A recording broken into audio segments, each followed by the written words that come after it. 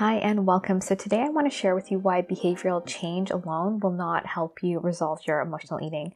So if you're new here, welcome. My name is Michelle. I'm a certified holistic nutritionist and emotional eating guide. And today I wanted to share with you and dive a bit deeper into why simple behavior change is not going to help you with resolving your emotional eating. So simple behavioral changes, they don't help you resolve your emotional eating. And this is because emotional eating, this pattern is a coping mechanism, and that means it's really deeply ingrained. It is a deeply ingrained pattern, and it has been there usually going back all the way to childhood.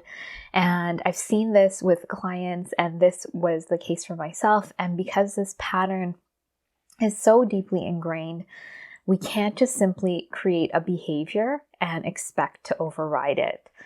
And I'm going to share with you why that simple behavior change doesn't work and how we can go deeper to create the change that we want and to really move forward powerfully.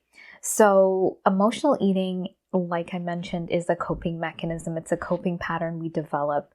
And what happens is that when we develop these coping mechanisms and patterns, they're very automatic and they live in our subconscious. And so you can liken it to our heart beating or our lungs breathing in and out. We don't have to consciously think about it. So these patterns are very unconscious, and we might see the behavior of them, but we don't really know the deeper roots and what's going on under the surface. They also hold a lot of power. So our subconscious mind is running about 90 to 95% of our actions during the day. We have 5% sort of conscious awareness, and we can make those decisions. But if we were to consciously think about walking or breathing or our heart beating, we wouldn't have a lot of space to be. And so, the subconscious, this part of us that's very automatic, is really important, and we want to use it to our advantage. But patterns like emotional eating, over time, they initially serve this purpose of helping us cope, but over time they become more detrimental. And so, yes, we want to change the behavior. What we're seeing on the outside is the behavior, how we're going to food, how we're, binging, how, we're feeling the things on the outside, and we want to stop our hand from taking the food or stop our mouths from, chewing the food.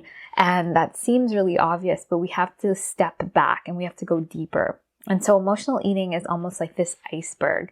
And so today I'm going to focus on, those deeper changes that we need to make.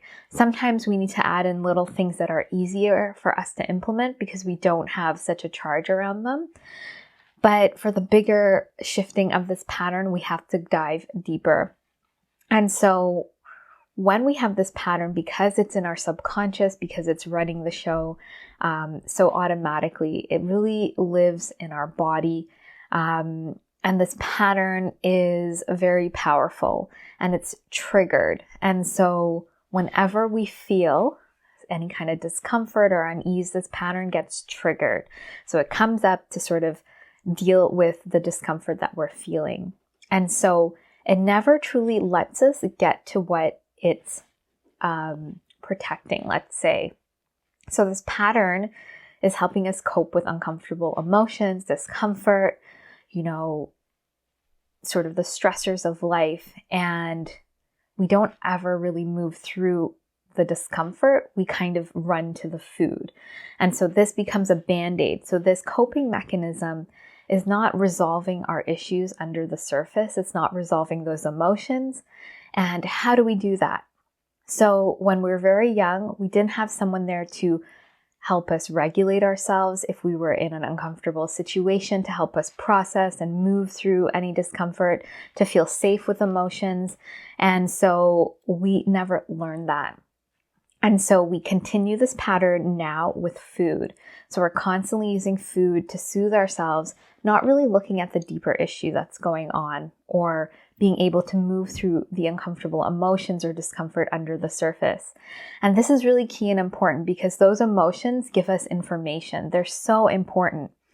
And so we need to be able to access those emotions because when we're in this coping pattern, they can be covered up really easily. We might not even realize we're feeling a certain way. And this was my experience. I would have 5 meals in a row and not even realize that I was feeling a certain way, that I was uncomfortable. And so, sometimes it can be easy to say, just feel your emotions. And sometimes I use that language just to bring sort of an awareness of what's going on under the surface, but it can actually be really hard to feel those emotions if we weren't taught to feel safe with them.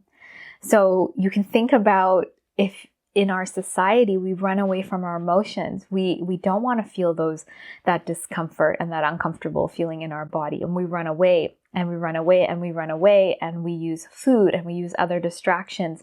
And so it can feel very uncomfortable to feel those emotions, but they hold so much information, and they are the gateway to us healing this pattern. And so we need to really be able to feel safe with these emotions and to access them at a body level, because that's where they live, because they have not been processed, they haven't been felt and moved through our system, and that's what we need to do. And so, these can be emotions. Sometimes parts of us, younger parts of us, are attached to these emotions. It's sort of a combination. You can think of it as just a part of you, sort of a younger part of you that has unmet needs. And so when we're able to really meet this part and create that safety and to move through those emotions and to process and resolve them and integrate them, they no longer have power over us. And from this process, we actually find out the true need of that part, or what that emotion was trying to tell us we needed. And this shifts our perspective. This gives us a bigger awareness of how food cannot soothe us. And it gives us a deeper insight on what we truly need. And honestly, when we get that need met, food will not be able to substitute for that any longer. Because we haven't had that need met, food becomes this subpar substitute for feeling good or for soothing ourselves. But when we truly meet that need, food can't do that. And in a way, that's how the pattern can dissolve. And from this place of really creating that, giving yourself that deep need. So from this place of really meeting your true needs, you have a new perspective of how you want to move forward.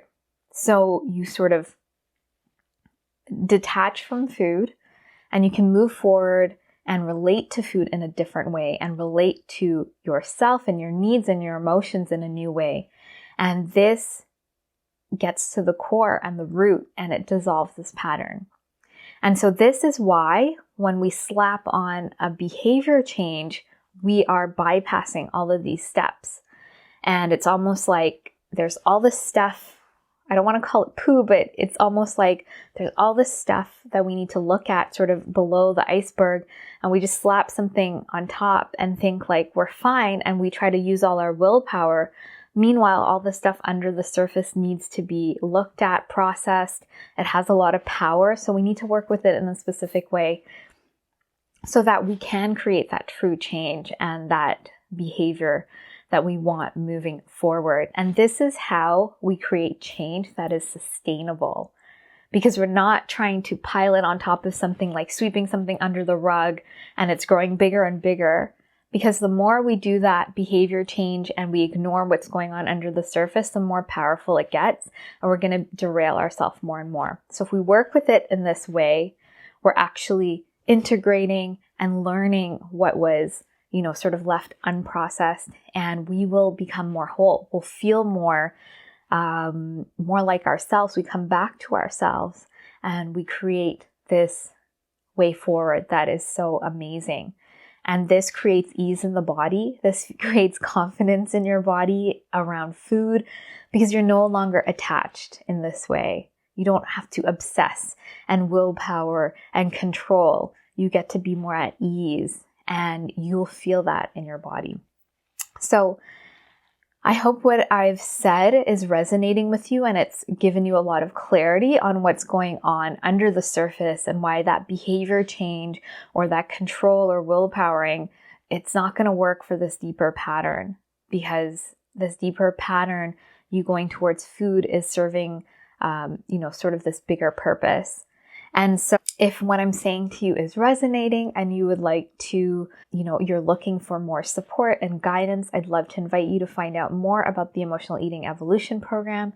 This is my step-by-step process and program that is full of lots of support and guidance to help you move through your emotional eating pattern so you can resolve it at the root. If you're interested in that, I'll leave the link below. And of course, you can also book in an emotional eating assessment call if you are ready to work through this pattern, you're ready to resolve your emotional eating, and you're looking for support and guidance. So on that call, we find out more about you and where you're at and how we can support you. So thank you so much for watching. If you have any questions, please leave them below. Please be sure to like and subscribe if you haven't. And I look forward to sharing more with you, and I hope you have a great day.